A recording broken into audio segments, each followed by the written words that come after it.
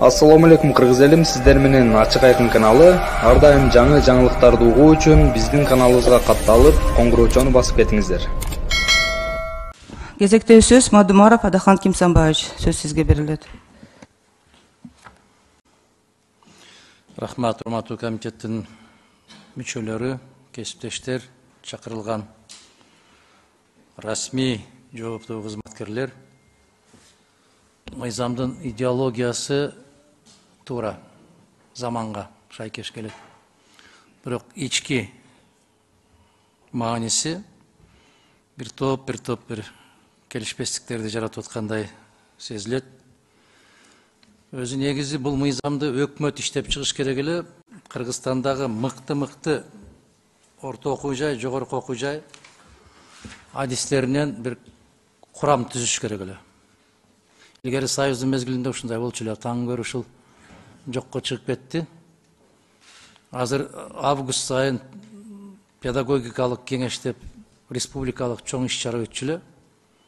Мына ошондо ар бир маселени мугалимдер келип көтөрүшчү. Эми азыр анын бул четин угуп алып, азыркылардагы башаламанга салып бирдемелерди жасагандай болот, бирок мааниси ага дал келбейт. Бул деген биздин жогорку кеңештин регламентин мугалимдер жазып бергендей эле көрүнүштө. 27 депутат жазыпсыздар, кесиптештер, жакшы ниет менен, жакшы бир билим берүү тармагын алдына жылдыралы деген ниет менен жазылды.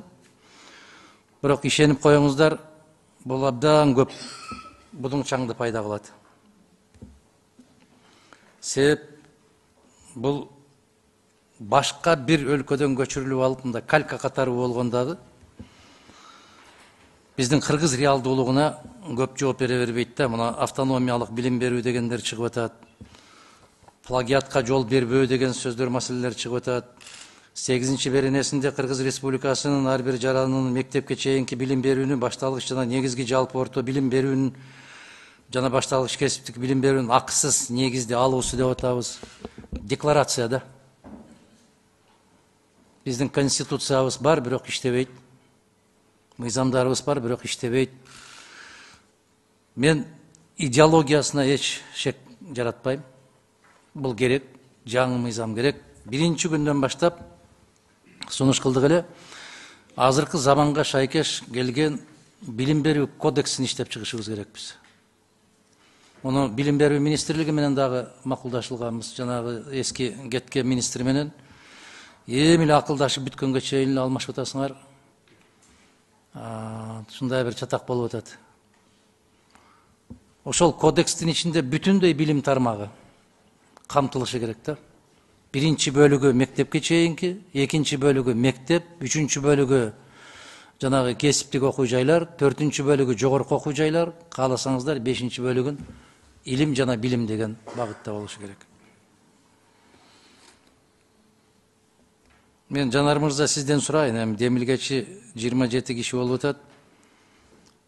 Таң калыштуу, бул эки кыргыздын пикири бир жерге келбегенден 27 кишинин пикири кандай бир дал келип калгандыгы, бул бир чети кооптуу. Экинчи жагынан ошол кесиптештердин баары ошол билим тармагынан кабары барбы, мугалим болуп иштегенби? Мына өтө түшүнүксүз сөздөр пайда болуп атат. Ваучер деген сөздөр пайда болуп атат. Жанар мырза, кайсы өлкөнүкү бул негизи өзү? Адахан Кимсанбаевич, бул мындай мыйзам долбоору жанагы билим берүү боюнча 5 мыйзам долбоору биригип атат да. Эч бир өлкөдөн бир кандайдыр бир көчүрүп алуу жок чынында. Эч кандай плагиат жок. Ошол эле ваучерди мына Москва аябай ийгиликтүү колдонду. Мен түшүнүп атам, ал туура. Мен айтып атпайм, идеологиясы абдан туура. Мен маанисин айтып атам, ички маңызын. Жок, эч кандай кайсы бир өлкөдөн көчүрүп алуу жок. Ага билесиздер, башынан эле мен өзүм деле каршымын. Жанагы көчүрүп алган депутаттардын мыйзамына каршы чыгып атпайбызбы экөөбүз? Тескерисинче жанагы фейктер боюнча, жана башкалар боюнча. Андай такыр бир мындай оюбуз жок. Себеп мен эмне үчүн сурап атам, анда биздин бөлүмгө тиешелүү болуп калса керек да. Кыргызча которгондо момда болуп кетип баратат да. Караңыз. 3. берененин 26 пунктун карасаңыз, квалификациялардын мугалимдер да отурат. Эгерде кыргыз тилин түшүнсөңүздөр, мага түшүндүрүп коюңуздар. Квалификациялардын улуттук алкагы, квалификациялардын деңгээлдеринин улуттук квалификациялык подсистемаларды интеграциялоого жана координациялоого, квалификациялардын салыштырылышын камсыз кылууга үтүрү жок, багытталган жана шайкештик тастыктоого жана квалификацияларды ыйгаруу тутум үчүн негиз болуп саналган критерийлердин топтомуна ылайык структуралардын сыпаттамасы. Ассаламу алейкум да. Бул кандай сүйлөм бул? Бул не болгон сүйлөм дагы, муну ким кантип түшүндүрүп берет мага? Орун басарлар отурат, министрде. Кантип түшүндүрүп бересиздер муну? Бул эмне деген сөз?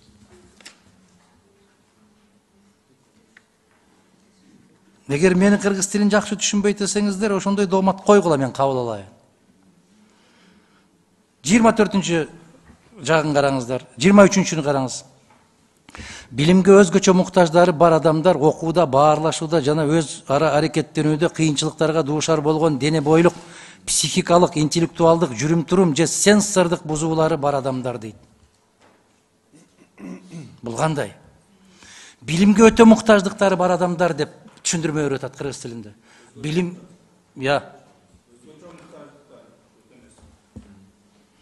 ошо билимге өзгөчө муктаждыктары бар адамдар деп турат. Биз өзгөчө муктаждыктары бар адамдар дегенди өтө дилгир балдар деп түшүнөбүз биз. Кыргызда өтө дилгир. Кыргыздар тилди мынчалык тебелебешибиз керек да. Мана мен туура эмес түшүнүп атамбы деп атайын кыргыз мамлекеттик тил жана тил саясаты боюнча улуттук комиссияга кайрылдым. Ушул мыйзамды карап берип, мен кыргызча түшүнбөй атсам, бир аз жардам берип коесуңарбы дегендей. Ал жактан расмий жоопту алдым. Айтат, билим берүү жөнүндө Кыргыз Республикасынын мыйзамынын долбоору Кыргыз Республикасынын билим берүү жана илим министрлиги тарабынан иштелип чыгышы жана Кыргыз Республикасынын министрлер кабинети тарабынан Кыргыз Республикасынын Конституциясынын 85 беренесинин 4 пункту Кыргыз Республикасынын Жогорку Кеңешинин кароосуна киргизилсе, максатка ылайык болор эле дейт алар.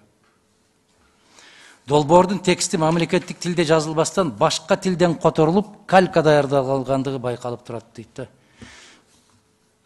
Муну биз мындай, мен 27 кесиптешиме рахмат айтам ушул маселени көтөрүп чыкканына. Идеологиясы жакшы, маселе жок. Кеп түшүнүгүндө болуп атат. Мунун ичиндеги мазмунунда болуп атат. Көйнөк керемет. Бирок эмне материалдан тигилген да? 24 пунктун караңыздар. Магистр дегенде. А биз баллон системасынан кайталы деген идеологияны жүргүзүп атпайбызбы? Баллон системасынан азыр бүтүндөй башка өлкөлөр кайтып атпайбы? Биз кайра эле ушуну таңулап атпайбызбы? Магистр, бакалавр дегенде. Караңыздар эми, аспирантурага жана же базалык докторантурага PhD профили боюнча дейт. Тапшыруу жана кесиптик ишмердүүлүктү жүргүзүү үчүн укук берүүчү жогорку кесиптик билимдин квалификациясынын деңгээли дейт. Ассаламу алейкум да. Мен көп эле китептерди окуйм, бирок могул сүйлөмдү түшүнгөн жокмун. Урматтуу кесиптештер, айтып олтурса аябай көп мындай бир нерселер бар экен. Эми декларациялык жактары көп деп атпайбызбы? Мындай кылбайлыбы? Демилгечилер, кесиптештер, дагы бир жолу силерге ыраазычылык айтам. Ушуну билим берүү министрлиги менен биргелешип, орто окуу жайлардагы практикада жүргөн мугалимдерден, жогорку окуу жайлардагы мыкты делген бир 5 мугалимден бир топ түзбөйлүбү, көп тараптуу. Депутаттар тобу, өкмөт тарабынан, анан түздөн түз адистер тарабынан топту түзүп, андан кийин анан жети өлчөп биргесек деген максатта. Бул мыйзамды кабыл алып коюш кыйынчылыкка турбайт, бирок кандай иштейт, бул чоң маселе болот. Мен дагы бир жолу айтам. Идеологиясы туура. Заманга шайкеш. Замандын талабына жооп берет. Бирок сапаттык жагын карап чыгышыбыз керек. Рахмат. Рахмат. Жанат Куланыч, сизге сөз. Адаган Кимсанбаевич, Могул орус тилинен бардык мыйзам долбоорлору кыргыз тилине алгач орус тилине жазылып, анан кыргыз тилине которулган маселе сиз айткандай дээрлик бир мыйзамдардын 90% ушундай болуп атат азыр. Мына министрлер кабинетинде деле, жогорку кеңеште деле ушундай көйгөй бар. Сиз айткандай бул мыйзам долбоорунда кыргыз тилинде чын эле бир мындай олуттук каталарды көрдүк. Мен дагы биринчи окууга чейин өзгөртүп коеюн десем, регламент боюнча жанагы сайтка илген долбоор чыгыш керек экен депутаттарга. Экинчи окууга гана өзгөртүп алат экенбиз да. Сиз айткан азыркы эскертүүлөрдү, сын пикирлердин бардыгын эске алып биз ошону мындай кыргыз тилинде түшүнүктүү, жөнөкөй тил менен кыска кылып жазып келели. Бир жерде ошол жанагы чет өлкөдөгү мекендештерге дагы билим берүүгө көңүл бурат деген жерде ошо чет өлкөдөгү кыргыз эл өкүлдөрүнө деп кетип калыптыр, мисалычы. Ошондой кыргыз өкүлдөрүнө депчи, кыргыз тилине которгондо. Эми ошондой чын эле маселелер бар. Бул боюнча сиздин эскертүүңүз биз эң туура кабыл алабыз. Барын отуруп алып оңдоп чыгабыз. Анан ушул жумушчу топто биздин 9 депутат, мына бул жерде Чыңгыз Айдарбеков Чыңгыз Азаматович отурат, Дастан Бекешев отурат, жумушчу топтун мүчөлөрү. Андан сырткары билим берүү министринин орун басарлары, каржы министринин, экономика министринин, саламаттык сактоо, эмгек социалдык камсыздоо министринин орун басарлары, андан сырткары Кыргыз билим берүү академиясынын президенти кирген, педагогикалык кызматкерлердин квалификациясын жогорулатуу жана кайра даярдоо республикалык институтунун директору кирген, Ош мамлекеттик университетинин ректору, Көлбаев атындагы Бишкек автомобиль жол коллежинин директору, Чокморов атындагы кесиптик лицейдин директору, ЮНИСЕФтин мектепке чейинки билим берүү боюнча эксперти, кесиптик билим берүүнүн реформа боюнча улуттук координатору, анан жарандык коомдун өкүлдөрү. Ушундай бир сиз айткандай мындай максат, ой, ошолордун баарын кошуп бир түзөлү деген болгон, бирок азыркы жанагы кемчиликтер бар. Анын баарын биз карап оңдоп чыга алат Ага Кимсанбаевич. Думаров Адыхан Кимсанбаевич, сизге берилет. Рахмат. Урматтуу кесиптештер, абдан туура чечим кабыл алып атыпсыздар. Эгерде ушул эки долбоордон бир долбоор кылып чыгарсак, менимче жакшы болот. Ошол эле учурда бир сунуш. Бизде азыр ушундай болуп калбадыбы, жана комитеттен айтыш керек эле деп коет да, жана. Ушинтип күйдүрөт да. Анан комитеттен айтып калайын дейсиң да. Бирок комитеттен айтканда дагы азыр жанарымыз айткандай кортундуга ошол жазбай коюшат да. Ошол практика болуп калды. Жогорку кеңештин комитетинде ар бир депутаттан айтылган сын пикир сунуш сөзсүз комитеттин кортундусуна жазылат. Бул илгертен баштап ушундай болуп келген, бирок биз иш баштагандан бери ал нерсе жок болуп кетти. Бул келечекке тартип үчүн. Экинчиси, эгерде ушул эки долбоордон бир долбоор чыккан болсо керемет. Мен дагы бир жолу айтам, концепциясы, идеологиясы заманбап туура, келиш керек ушуга. Бир кадан сунуш. Бизде атайын терминком бар. Мамлекеттик терминком бар. Мамлекеттик улуттук тил комиссиясынын ичинде. Мына ошолор менен, ошол адистер менен чогуу иштесек жакшы болот. Биздин жогорку кеңештин бөлүмү абдан чабал болуп кетти.